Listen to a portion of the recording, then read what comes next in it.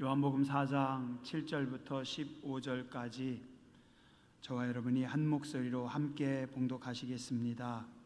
사마리아 여자 한 사람이 물을 기르러 왔음에 예수께서 물을 좀 달라 하시니 이에 제자들이 먹을 것을 사러 그 동네에 들어갔음이러라. 사마리아 여자가 이르되 당신은 유대인으로서 어찌하여 사마리아 여자인 나에게 물을 달라 하나이까 하니 이는 유대인이 사마리아인과 상종하지 아니함이더라. 예수께서 대답하여 이르시되 네가 만일 하나님의 선물과 또 내게 물 좀 달라 하는 이가 누구인 줄 알았더라면 내가 그에게 구하였을 것이요 그가 생수를 내게 주었으리라. 여자가 이르되 주여 물 기를 그릇도 없고 이 우물은 깊은데 어디서 당신의 그 생수를 얻겠사옵나이까? 우리 조상 야곱이 이 우물을 우리에게 주셨고 또 여기서 자기와 자기 아들들과 짐승이 다 마셨는데 당신이 야곱보다 더 크니이까? 예수께서 대답하여 이르시되 이 물을 마시는 자마다 다시 목마르려니와 내가 주는 물을 마시는 자는 영원히 목마르지 아니하리니 내가 주는 물은 그 속에서 영생하도록 솟아나는 샘물이 되리라. 여자가 이르되 주여 그런 물을 내게 주사 목마르지도 않고 또 여기 물 기르러 오지도 않게 하옵소서. 아멘. 창세기 19장에 보면 아브라함의 조카 롯이 소돔과 고모라가 멸망당할 때 죽을 뻔하다가 간신히 구원받는 장면이 나옵니다. 창세기 19장 26절 롯의 아내는 뒤를 돌아보았으므로 소금 기둥이 되었더라. 안타깝게도 사랑하는 아내가 뒤를 돌아보다가 소금 기둥이 되었고 29절과 30절에 보면 하나님이 그 지역의 성을 멸하실 때 롯이 거주하는 성을 엎으실 때 하나님이 아브라함을 생각하사 롯을 그 엎으시는 중에서 내보내셨더라. 롯이 소알에 거주하기를 두려워하여 두 딸과 함께 소알에서 나와 산에 올라가 거주하되 그 두 딸과 함께 굴에 거주하였다라고 말씀하고 있습니다. 안타깝습니다. 한평생 일구었던 모든 것을 다 내려놓고 나와서 산속에 들어가서 두 딸하고만 남았습니다. 이때 롯은 몇 살쯤 됐을까요? 성경에 롯의 나이는 정확히 나오지 않습니다. 그러나 몇 가지 좀 추정을 해서 생각은 해볼 수 있습니다. 롯이 아브라함을 떠날 때 창세기 13장에 나옵니다. 아마도 결혼하지 않은 청년이었던 것 같습니다. 창세기 12장 5절과 13장 1절에 보면 아브람과 그의 아내 사레, 아브람 부부를 다 사라까지 이름을 넣었어요. 그런데 조카는 조카 롯과 라고만 말씀하고 있어요. 아브람과 사라와 조카 롯. 그래서 아마도 여기에서는 아브람의 조카 롯이 결혼 안 한 그냥 청년 아니었을까? 아브람의 조카 롯이 아브람을 떠났을 때 아브람의 나이는 76, 77세쯤 됩니다. 그럼 조카 롯의 나이 성서학자들은 대략 30살에서 50살쯤 추정합니다. 정확하진 않아요. 추정입니다. 자, 어찌됐건 아브람의 조카 롯은 소돔 땅에 들어가서 아마도 그 땅의 여인과 결혼을 한 것 같습니다. 그 땅이 심판받을 때 아브라함의 나이가 99세입니다. 그러면 롯이 그 땅에 들어간 지 23년이라고 하는 시간이 지난 후입니다. 아브라함의 조카 롯은 소돔과 고모라 땅에 들어가서 23년 동안 뭐 해먹고 살았을까요? 처음에 그곳에 들어갈 때는 목축업자였습니다. 양을 키우던 사람. 근데 시간이 지나면서 그의 직업, 그리고 그의 사회적인 위치가 올라갑니다. 창세기 19장 1절, 소돔과 고모라가 심판받을 때 천사들이 그곳에 갑니다. 저녁 때 두 천사가 소돔에 이르니 롯이 소돔 성문에 앉아 있었다. 어디에요? 성문 앞에. 고대에 성문 앞에 앉았다라고 하는 표현은, 성문 앞은 아무나 앉을 수 있는 자리가 아닙니다.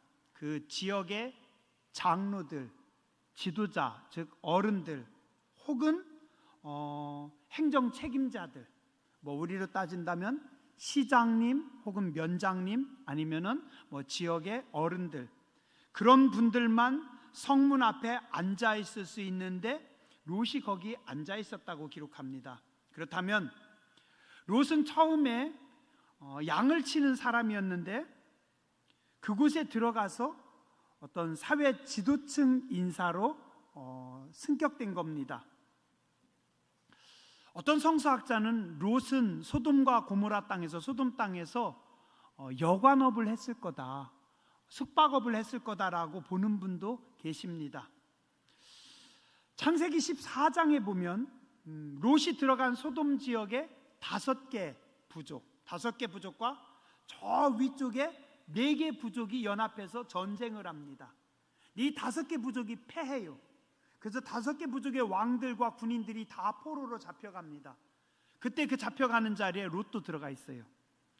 다행히 나중에 그 삼촌이 그 소식을 듣고 아브라함이 318명의 군인을 데리고 밤에 야밤에 기습해서 이 사람들을 다 구해냅니다. 이걸 통해 볼 때 아브라함의 조카 롯은 그 땅에서 전쟁이 났을 때 시민군으로 참여했고, 아브라함이 또 이 5 왕들을 살려주고 그들의 모든 재산을 다 돌려줍니다. 아무것도 요구하지 않아요. 그래서 그 사람들이 아브라함에게 생명의 은인이라고 너무 고마워합니다. 자, 그러면 생명의 은인인 아브라함의 조카가 그 땅에 같이 살고 있으니 자연스럽게 아마 조카 롯의 위치는 승격되지 않았을까, 그렇게 봅니다. 소돔 땅에 들어간 롯은 그곳에서 23년간 열심히 살았습니다. 결혼도 했습니다. 딸도 2 낳았습니다. 그 딸들이 어느덧 이제 성장해가지고 결혼할 때가 돼갑니다. 시민군으로 참여했다 죽을 뻔하기도 했지만 삼촌의 도움으로 살았고, 그 삼촌의 든든한 백 덕분에 어쩌면 지역의 유지까지도 올라왔습니다. 열심히 살고 수고한 대가죠. 근데 안타깝게도 결론은 망했습니다. 하필 그 땅에 지진이 일어나는 겁니다. 소돔성 자체가, 그가 살던 땅, 그가 벌어놓은 모든 재산이 지구에서 다 사라져 버렸습니다. 창세기 19장 27절에 보면 아브라함이 멀리서 아침에 일찍 일어나 여호와 앞에 서 있던 곳에 이르러 소돔과 고모라 지역을 멀리서 봅니다. 그 온 지역을 향하여 눈을 들어 연기가 옹기가마의 연기처럼 치솟음을, 저 멀리서 소돔과 고모라 땅에서 연기가 하늘에 쫙 올라오는 것을 아브라함이 봤다라고 성경에 기록합니다. 뭐죠? 지진이 일어났던 건 당연하고 아마 화산 폭발 일어난 거 아니었을까라고도 봅니다. 23년간 롯의 젊음을 다 들여서 애썼던 게 한순간 다 사라졌어요. 근데 롯의 재앙은 여기서 끝나지 않습니다. 더 부끄러운 일이 벌어집니다.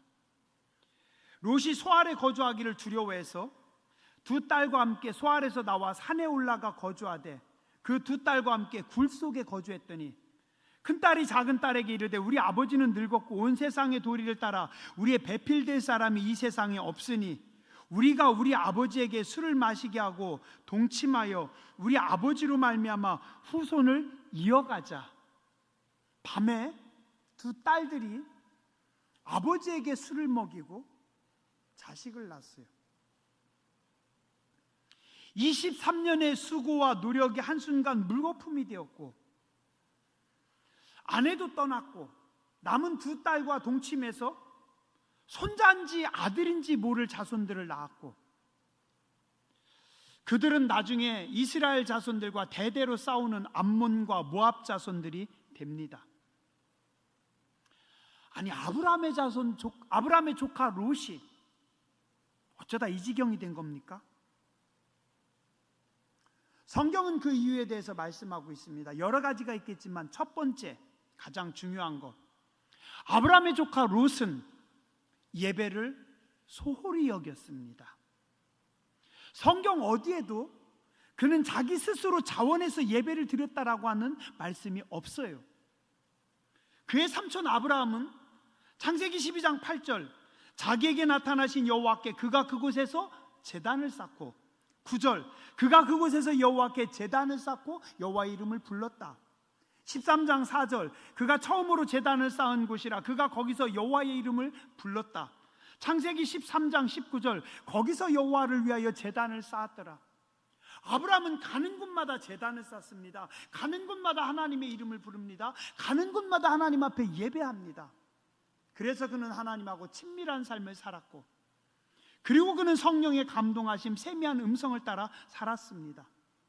심지어 창세기 22장에서는 하나님께서 그 아브라함에게 아들을 바치라고 했더니 아들 이삭까지도 하나님 앞에 바치려고 합니다.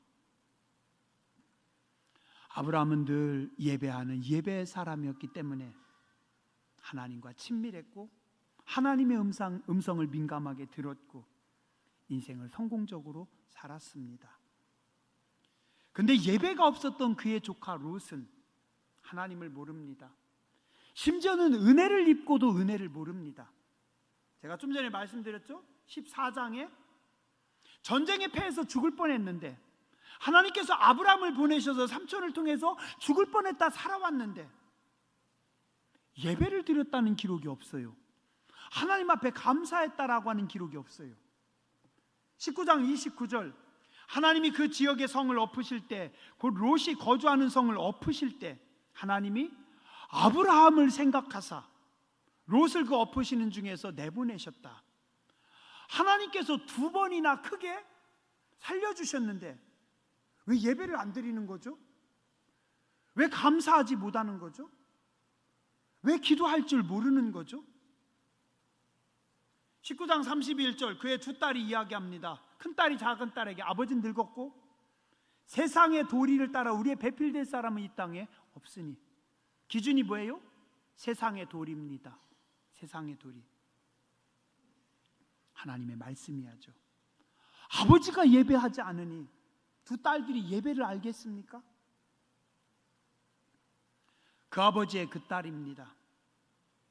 말은 딸들이 했고 술은 딸들이 먹였지만, 성경은 점잖하게 롯은 술 취해서 몰랐다고 하지만 그 아버지나 그 딸들이나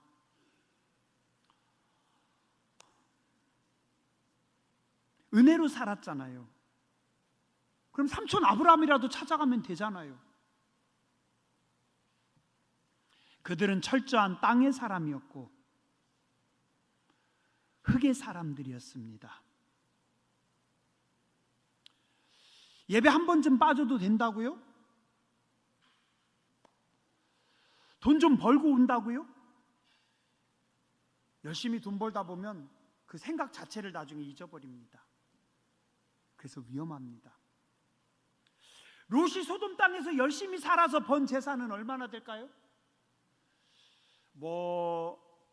숙박업을 했는지 뭘 했는지 모르겠지만 롯의 재산이 10억이라고 하죠. 10억 모아서 어떻게 됐어요? 아니 100억이라고 해요. 100억 모아서 어떻게 됐어요? 다 사라졌습니다. 따라해 주시기 바랍니다. 예배가 생명입니다. 말씀이 축복입니다. 길이 아니면 가면 안 됩니다. 누가복음 14장 16절에서 23절입니다. 어떤 사람이 큰 잔치를 베풀고 많은 사람들을 청하였더니 잔치할 시각에 그 청하였던 자들이 종을 보내어 이르되, 청하였던 자들에게 종을 보내어 이르되 오소서, 모든 것이 준비되었습니다. 다 일치하여 사양하여 한 사람은 말하되 나는 밭을 샀음에 아무래도 나가보아야 하겠으니 안 되겠습니다. 나는 소 5겨리를 샀음에 시험하러 가니 청하건대 양해해 주세요. 또 한 사람은 이르되 나는 장가 들었으니 그러므로 가지 못하겠나이다. 땅을 샀습니다. 돈 벌어야 됩니다. 농사 져야 됩니다. 일해야 됩니다. 시집가고 장가가고 바쁩니다. 그래서 못 가겠어요. 우리 조금만 생각을 해보시죠. 모든 결정권은 누구에게 있을까요? 모든 결정권 누구에게 있어요? 왕에게 있습니다. 자, 왕이 만약에 그 마을에 어리석은 관리를 보내면, 욕심 많은 관리를 보내면, 그 사람들이 열심히 수고하고 열심히 노력해서 열심히 번 그 재산들 다 어떻게 될까요? 다 뺏기는 겁니다. 억울하게 살아갑니다. 자, 그런데 만약에 왕이 그 땅에 지혜로운 관리, 깨끗한 관리를 보내줘요. 그럼 어떻게 되겠어요? 축복을 받는 겁니다. 그죠? 어리석은 인생들은 내 노력으로 사는 줄 압니다.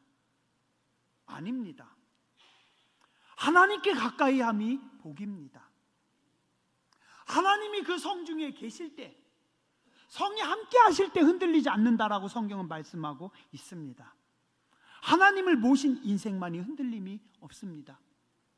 오늘 롯은 소돔과 고모라 땅에 가서 소돔 땅에 가서 열심히 일했지만 그곳은 악한 땅이었기 때문에, 하나님이 안 계셨기 때문에 그 땅은 소멸되었습니다.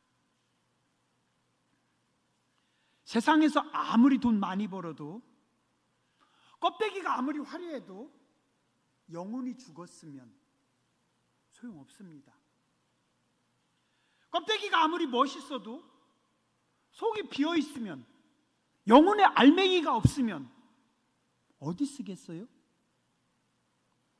마태복음 3장 12절 주님 말씀하십니다. 손에 키를 들고 자기 타작마당을 정하게 하사 알곡은 모아 곡간에 들이고 쭉정이는 꺼지지 않는 불에 태우시리라. 예수님 말씀하시길 쭉정이는 불에 태운다라고 했는데, 그냥 불에 태운다라고 하는 게 아니라 뭐라고요? 꺼지지 않는 불에.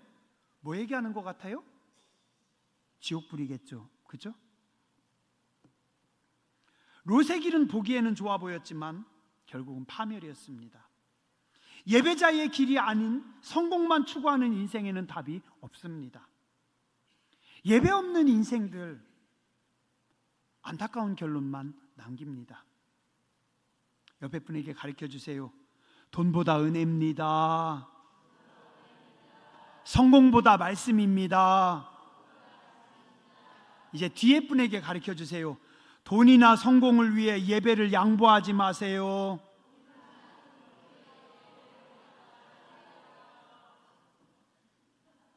오늘 말씀해 보면 예수님은 사마리아의 불쌍한 여인을 찾아오셨습니다. 3절에 유다를 떠나 갈릴리로 가십니다. 왜요?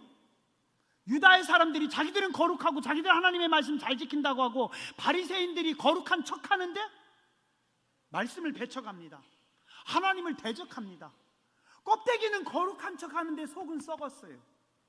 예수님이 유다에서 갈릴리로 가십니다. 근데 4절에 보니 사마리아를 통과하여야 하겠는지라. 우리 번역은 큰 느낌 없이 지나갑니다. 그러나 원어를 살펴보면 달라요. 원어에 에테이라고 하는 동사를 쓰는데, 이 뜻은 반드시 꼭 필연적으로 해야 된다. 그냥 단순히 지나간다라는 게 아니라 예수님께서 꼭 그곳을 지나가셔야 된다. 신적 필연입니다. 물론 사마리아를 통과하면 지리적으로 좀 더 가깝겠지만, 예수님은 그래서 선택하신 것이 아니라 반드시 사마리아를 지나가야 될 예수님의 뜻이 있으셨어요. 이 당시 유대인들은 갈릴리를 지나갈 때 사마리아가 더럽혀진 땅이라서 사마리아는 싫어합니다. 일부러 저 멀리 요단 동편 데가볼리 지역으로 돌아서 갑니다. 근데 예수님은 그냥 일부러 뜻을 가지고, 목적을 가지고 사마리아로 들어가셨습니다. 이유가 뭐였을까요? 거기에 한 사람이 있었습니다. 누구예요? 버려진 인생, 부끄러운 인생, 답이 없는 한 사람이 거기에 있었습니다. 예수님은 그 사람을 만나러 거기 가신 겁니다. 누구예요? 여자입니다. 여러분들은 아무렇지도 않죠? 요즘은 우리 딸라면 좋아합니다. 근데 죄송한데 유대인들은 세 가지로 감사했대요. 하나님, 내가 짐승으로 안 태어나서 감사합니다. 하나님, 내가 이방인으로 안 태어나서 감사합니다. 세 번째, 죄송해요, 내 잘못 아니에요. 여자로 태어나지 않아서 감사합니다. 유대인들 그랬대요. 여자예요. 그들이 제일 싫어하는 사마리아 사람이에요. 근데 이분은요, 남편이 6번 바뀌었어요. 남편이 6번. 이거 엄청나게 기구한 운명 아닙니까? 사별도 있을 수 있지만 아마 버림받음이 있었을 거고, 당연히 배신과 뒤통수 있었을 거고, 어쩌면 자의적인 것도 있었을 수 있지만 타의적으로 어쩔 수 없었던 일들이 더 많았을 겁니다. 오죽 했으면 성경은 여인들도 이름을 기록해 주는데 이 여인은 기록을 안 해요. 이름을 안 써요. 그냥 사마리아 여인이라고만 씁니다. 이스라엘은 우리보다 훨씬 더운 날입니다. 우리도 요즘 가을에 밖에 나가서 햇살 맞으면 엄청 뜨겁죠? 이스라엘은 엄청나게 뜨거워요. 근데 이 여인은 물을 기르러 한낮에 12시에 나옵니다.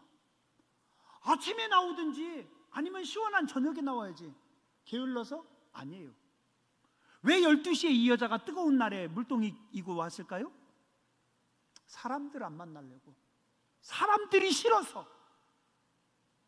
대인 공포증을 가지고 있었는지도 몰라요. 사람에 대한 트라우마를 가지고 있는지도 몰라요.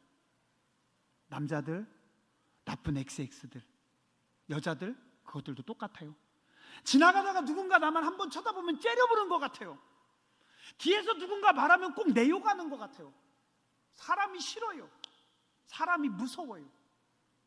그래서 한낮에 그 뜨거운데 혼자 물들어 간 겁니다. 근데 이게 웬일이에요? 답이 없는 이 불쌍한 여인을 위해서 예수님께서 거기 오셨어요. 그리고 기다리고 계셨어요. 예수님은요, 이 여인의 트라우마를, 대인 공포증을 알았기 때문에 어떻게 해요? 제자들도 니네 가서 먹을 것 좀 사와. 아주 자연스럽게 모른 척 제자들도 다 보내버려요. 그리고 주님하고 이 불쌍한 여인하고 1대1로 딱 만납니다. 예수님은 외로운 여인을 찾아오셨습니다. 예수님은 돌봄이 필요한 이 여인을 찾아오셨습니다. 예수님은 이 여인을 배려해서 제자들은 따로 뺐습니다. 이 예수님은 오늘도 우리를 찾아오십니다. 나도 불쌍한 사람입니다. 우리도 불쌍한 사람입니다. 우리도 부족한 사람들입니다. 어려움의 자리에서 신음하고 있을 때 주님이 여러분들을 찾아오시는 것 믿으시기 바랍니다. 그래서 참 아이러니한 게 있어요. 뭔지 아세요? 이 여인 지금 어디 있어요? 우물가에, 물가에. 예수님의 손에는 물을 뜰 수 있는 도구가 없는데 이 여인에게는 항아리가 있고 물을 뜰 수 있는 그릇이 있어요. 물이 있고 물을 뜰 수 있는 그릇이 여인에게 있고 예수님은 물이 없고. 누가 목말라요? 예수님이 이 여인에게 말씀하십니다. 나 목말르니까 물 한 잔 줘라. 진짜? 목말라서 거기 그렇게 가신 거예요? 아니에요. 말씀은 예수님께서 그렇게 하셨는데 진짜 목마른 사람은 예수님이 아니라 여인이었습니다.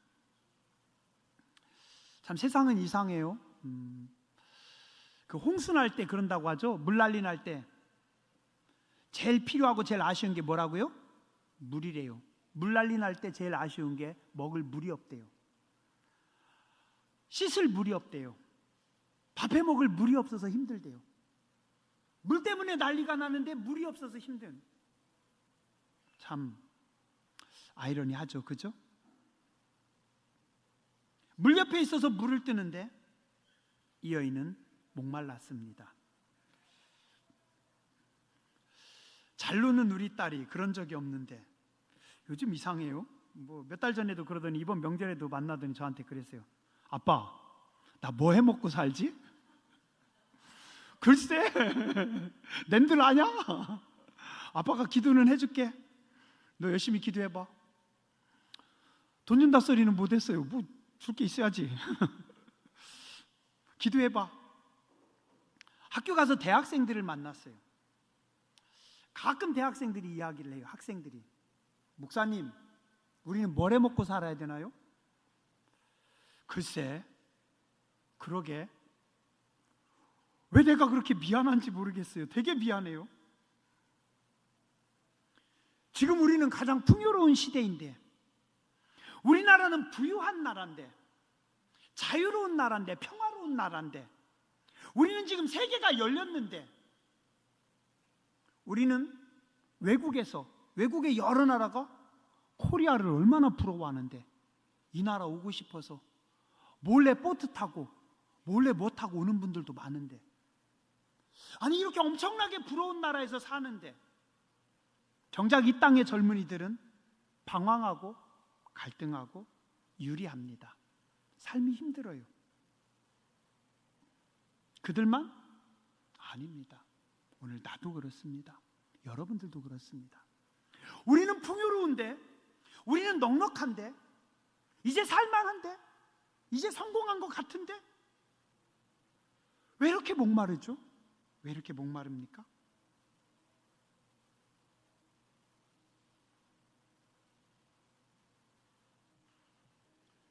세상에는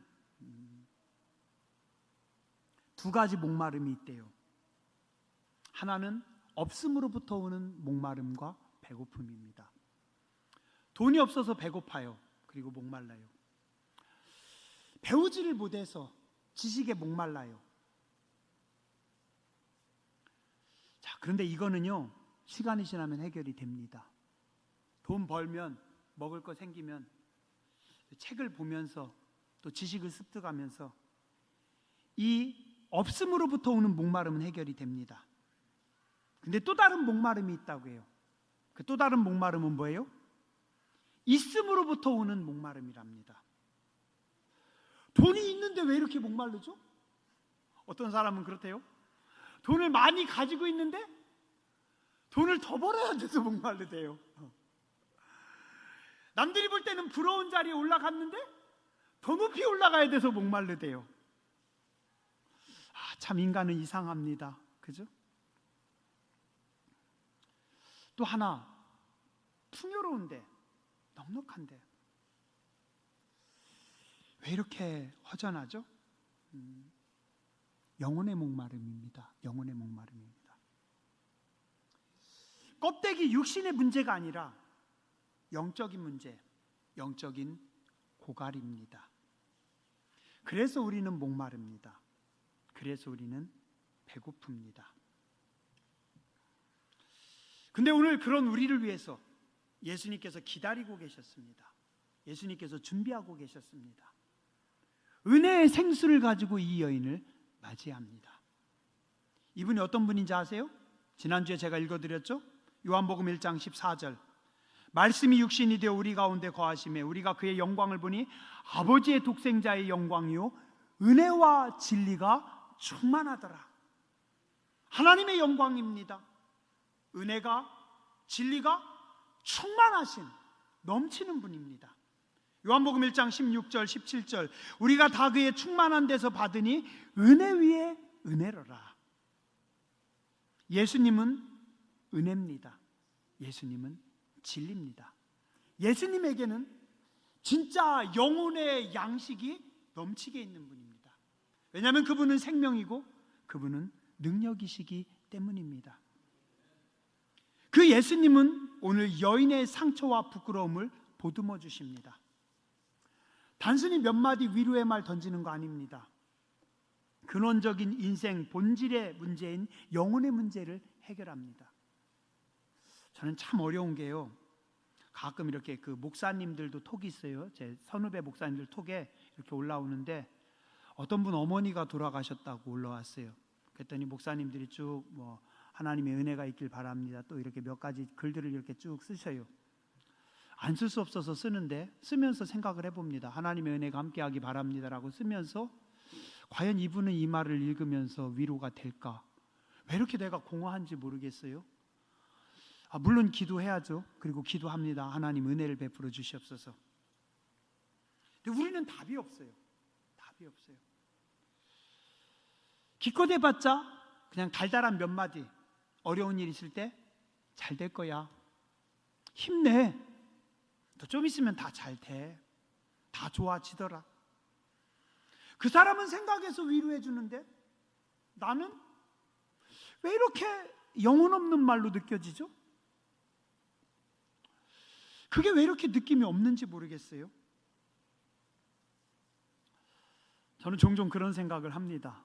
그래서 하나님, 저도 좀 넘쳤으면 좋겠습니다.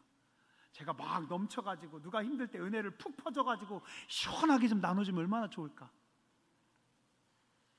누가 어려운 일이 있어가지고 어렵다라고 얘기할 때, 아니면 하나님 돈이라도 좀 많이 줘가지고 돈이라도 좀 푹 주든지, 아니면 지혜로 와가지고 누가 뭔가 어려운 이야기 할 때 내가 지혜로운 해결책을 딱 주면 얼마나 좋아요. 그 사람이나 나는 IQ가 삐까삐까합니다. 뭐 거기서 거기라. 그러나 예수님은 생명이십니다. 요한복음 6장 53절에서 58절 예수님 말씀하십니다. 예수께서 이르시되 내가 진실로 진실로 너희에게 이르노니 인자의 살을 먹지 아니하고 인자의 피를 마시지 아니하면 너희 속에 생명이 없느니라. 내 살을 먹고 예수님의 살을 먹고 예수님의 피를 마시는 자는 영원한 생명을 가졌고 마지막 날에 내가 그를 다시 살리리니 내 살은 참된 양식이요 내 피는 참된 음료로다. 내 살을 먹고 내 피를 마시는 자는 내 안에 거하고 나도 그의 안에 거하나니 살아계신 아버지 하나님께서 나를 보내심에 내가 아버지로 말미암아 사는 것 같이 나를 먹는 그 사람도 나로 말미암아 살리라. 이것은 하늘에서 내려온 떡이니 조상들이 먹고도 죽은 그것과 같지 아니하여 이 떡을 먹는 자는 영원히 살리라. 예수님은 뭐예요? 생명의 떡입니다. 영원한 떡입니다. 예수님은 생명의 물입니다. 예수님은 영원한 물입니다. 오늘 우리는 모두 목마른 인생들입니다. 오늘 우리는 모두 배고픈 인생들입니다. 어떻게 해야 돼요? 예수님을 만나야 됩니다. 예수님을 먹어야 됩니다. 예수님을 마셔야 됩니다. 예수님은 지식의 대상이 아닙니다. 예수님은 이해의 대상이 아닙니다. 내가 지식으로 아는 거, 내가 이해하는 거 아니에요. 예수님은 직접 만나는 겁니다. 내가 그분 앞에 만날 때 예수님께서 자기 살을 주십니다. 예수님 저 배고파요? 그래, 예수님의 살을 주십니다. 예수님 저 목말라요? 예수님의 생명을 우리에게 주십니다. 오늘 여러분들이 예수님을 먹는 분들 되시기 바랍니다. 예수님을 마시는 분들 되시기 바랍니다. 지식으로 먹는 사람들은 계속해서 배고파요. 계속해서 목마릅니다. 그러나 영혼으로 예수님을 만나고 예수님의 은혜를 입는 사람들은 영원히 목마르지 않고 영원히 배고프지 않습니다. 오늘 예수님을 만난 이 답이 없었던 여인, 주님이 답을 주십니다. 그래서 물동이를 집어던지고 뛰어갑니다. 사람들이 두려웠는데, 사람들이 무서웠는데 그 사람들 앞에 가서 당당하게 내가 메시아를 만났습니다. 내가 하나님을 만났습니다. 내가 이제 새로워졌습니다. 오늘 예수님의 말씀을 받아 먹고 사마리아 여인처럼 변화되는 교회와 성도님들 되시길 주님의 이름으로 축원합니다.